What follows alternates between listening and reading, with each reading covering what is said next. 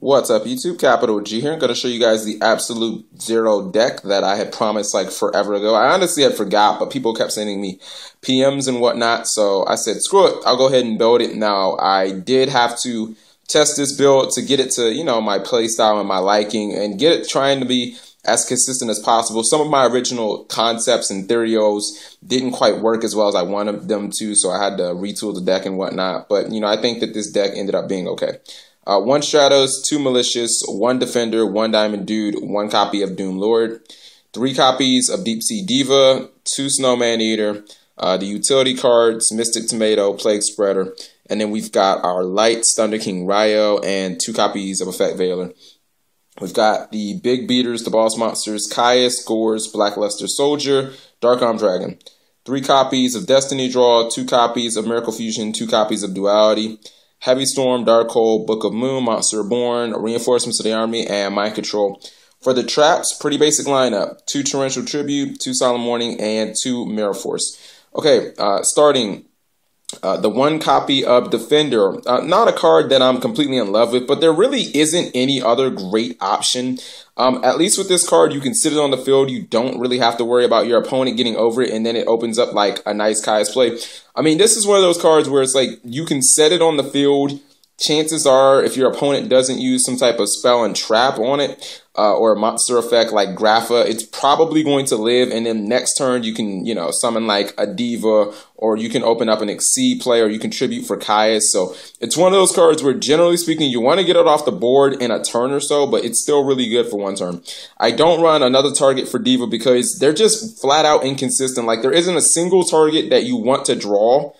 You know what I mean? With Diva's effect, like, they're all great if you bring them out with Diva, but then if you draw them, they're absolute garbage. And Diva still opens up Gotchi plays. It still opens up Daigusto Phoenix plays. It still opens up, it still opens up Synchro plays. So I just really think that it's solid. The 2 copies of Thunder King. Thunder King is basically like if you don't have, your heroes first turn, you can just go Thunder King and Mirror Force, Thunder King and Warning, and have a pretty good solid opening against most decks in the format, not naming sectors. You know what I mean? So I felt like the 2 Thunder Kings are pretty good. Plus they're light, so they give you access to BLS plays. Another reason, another thing about this deck, I'm only running 2 copies of Miracle Fusion because it's not like you have many Miracle Fusion targets. Like, you only have Abzero and the Shining, and I guess you can make the Darky hero, like if you have Stratos and Caius or something like that. But this card, turn 1, like if you have this but you don't have Stratos, it is horrible. You know what I mean? So, and you can't run Eco on this deck. You can only run Rhoda because Stratos is the only E hero. So, it's sometimes you will open without Stratos and you don't want Miracle Fusion sitting in your hand dead. I decided to run the dualities mainly just because Diamond Dude, like every single one of these spells except for the Book of Moon are normal spells, so you can hit any of them. I did add in Mind Control because I felt like it had some utility in this card.